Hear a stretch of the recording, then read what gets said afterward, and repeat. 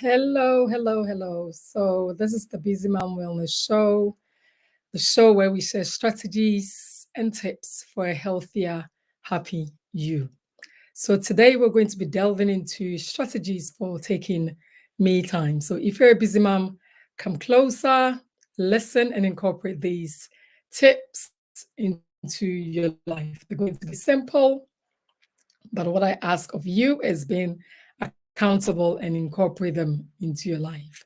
So the first tip will be for you or technique will be for you to do a time blocking technique. So time blocking is a time management method where it involves dedicating specific blocks of time to certain tasks or events or activities.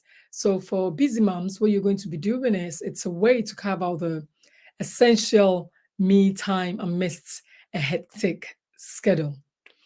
So how to time block? All right. So firstly, what you're going to be looking at will be to look at your weekly schedule and identify blocks of time that can be dedicated to self care.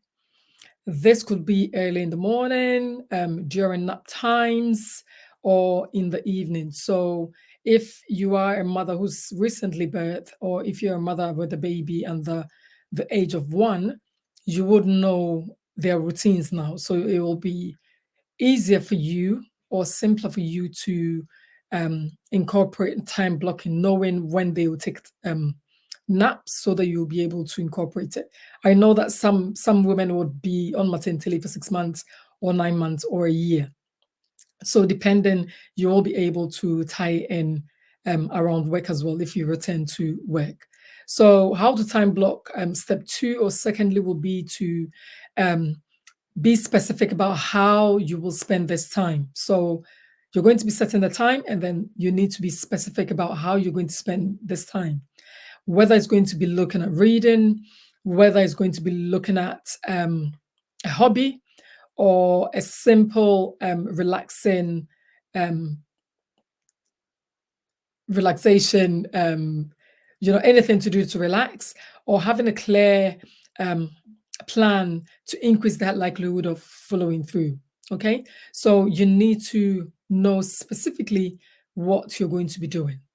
Step 3 of how to time block will be for you to look at treating these time blocks as a non-negotiable appointment with yourself. Okay, so they need to be done.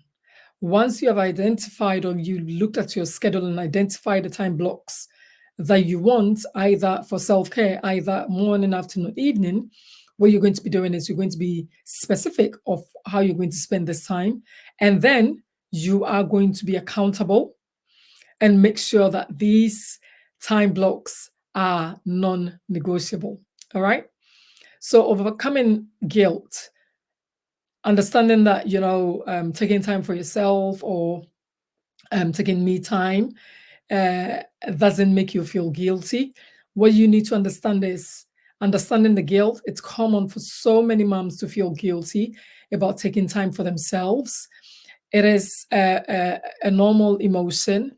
However, it's very, very crucial for you to understand that self care is a necessity, not a luxury.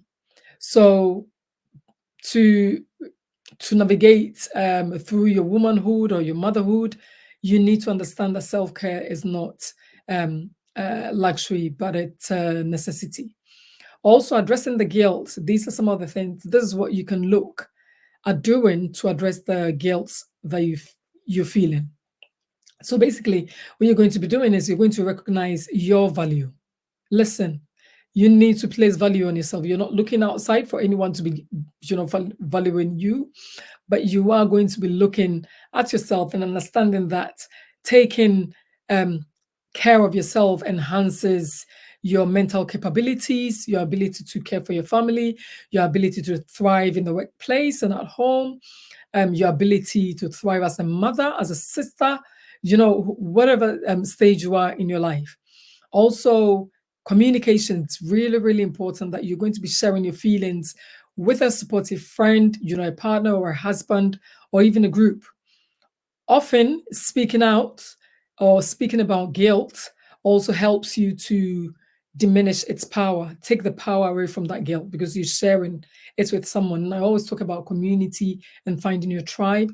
You need to find a safer tribe, someone that will understand you when you share, not someone that will be, um, putting in more negativity into your feelings. All right. So make sure that communication is really, really important in recognizing your value to yourself. Refrain from thinking. So it's about shifting your mindset to view self care as a necessity or as an aspect of self respect. Because you respect yourself and because you know that when I do these particular things, I'm in a safer state of mind, I'm more relaxed, I'm clearer about my decisions. Um, I'm, I'm not indecisive. You're not in the place of, I think I want that, but then a few hours or even a few minutes, you change your mind again. Like you're in and out, in and out. We don't know where you're standing. You're in the middle. Whether someone says that it's whether you're hot or cold. Like give us a decision, make a decision, and that decision is going to be based on your experiences or um, your experiences or what you've been through, what you've read, if it's research based and all those things. So make sure that often speaking about the guilt can diminish its power. All right. So also when you reframe your thinking, not reframe your thinking. Also, self-care as showing self-respect to yourself. It also means it doesn't mean that you're selfish, but once you respect yourself, you know that you need to take time for yourself. You need to, you know, um, not wear any tatty clothes. You need to be the best version of yourself. You're from a different level. You're literally evolving, like the butterfly. It's not from very small. You don't know. It's like there's no color, there's nothing, and then all of a sudden you see all these colors that's just literally coming out. So that is how you're going to go through, and you're going to be yourself. You're not just going to be faking it, or you're not going to be looking at people and just copying them and making yourself feel good, or sometimes you're using too much filter, or just to make yourself feel good, because outside there, everything that you put there, because it's society and social media has made it the norm for everything to be clean and smooth. That is how you want to feel. But after all that, when you're by yourself, it's very difficult for you to focus on you and say that actually, that is what I do, and I feel so positive about it. But then, um, after you do all those things, you put them out, all the fakeness, it comes out, and then you sit in your corner and you're thinking, my goodness, I still don't feel great about myself.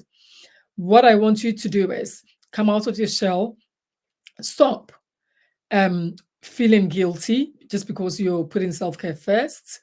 Understand that it's not selfish at all. All right.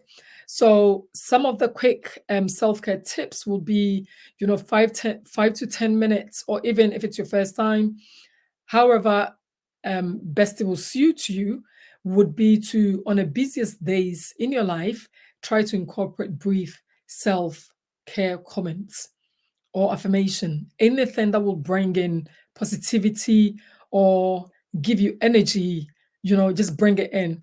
I can't remember one of my colleagues, we used to do well-being Wednesdays and feel good Fridays. So that was our own thing. So we will have shorter breaks, and we'll have coloring books, and we'll take our time to just color. That was me, because I become more focused and concentrated, thinking, okay, I think this color will look best in the shape, and then I move on. For her, it was reading. Some of them, it was just literally sitting still and playing some jazz music, just for 5 to 10 minutes, to just pull themselves in that busy environment that we work in. All right. So these are some of the things that you can do. There's nothing stopping you from just walking away from the environment for just the 5 minutes, just standing somewhere, in front of a mirror at the back of the door and just doing deep breaths in and out, just to center yourself and know that this is me. I know that it's busy. I know that I don't even know what I'm doing. I'm getting stressed. But these are some of the self care tips that I'm going to be doing in the work environment. Okay. So try and identify all those things that you can do to be of benefit to you as a busy mom. Okay. Also, I've talked already about the deep breathing, a quick way to reduce stress and refocus. So I bet you've experienced times that you feel so overwhelmed that as soon as you start crying, you start talking, you become so emotional, and then what comes to your mind immediately is just literally just stop and breathe. Or someone will guide you and say that it's fine. Just stop and breathe. Take time away, 5 minutes, go and sit down, get a cup of tea, get some water, and come back and we'll talk about it. Okay. So these are some of the self care strategies that you need to be doing. And the more you practice, the more you become an expert in it. So it'll get to a point that you become like a muscle in yourself. You will just go ahead and get it done. You don't wait till you get to the end of that stress element before you start thinking. But as soon as you start feeling all those feelings, you quickly know what to do. So stretching, a few minutes, all right? So, but if you have any healthcare issues, anything at all, before you do any of these self-care tips, please seek medical advice, all right? Ask before. Stretching a few minutes can release, obviously, physical tension.